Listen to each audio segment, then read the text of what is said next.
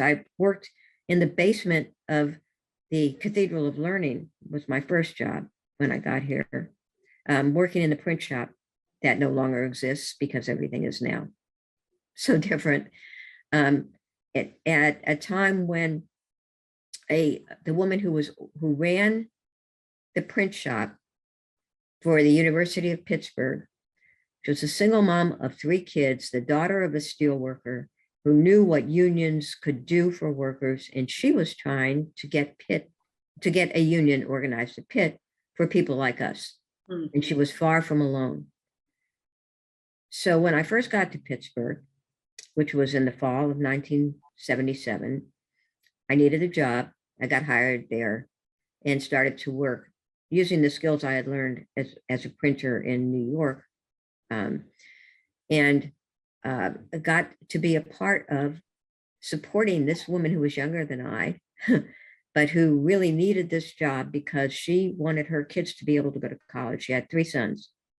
And the only way that she knew that she was going to be able to give them a college education was to be an employee at the University of Pittsburgh.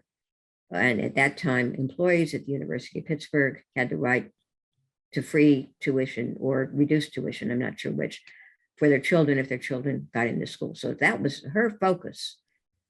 Brought me right back to where I had grown up. Her focus was on her kids, on her, and doing a good job at work, which she did. She ran that office. She was great. And knowing that you needed a union to be able to do that. So I felt really at home right away, could use the skills I had as a printer, as a graphic artist in that case, and working alongside somebody who was trying to do the same kinds of things that I thought made sense in life. We lost that unionizing drive.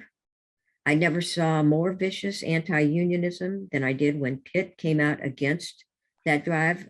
The more the drive grew, the more vicious they became, the more they threatened people, the more they intimidated people. And the memories of that make me feel especially excited about the successful faculty drive for a union at Pitt, more recently, among whom the activists were Marcus Rediker in the history department at the university, and they have managed to organize a union there. And now graduate students in so many places are organizing unions. It's a very different time than it was back then. Back then, the industrial unions were strong in Pittsburgh,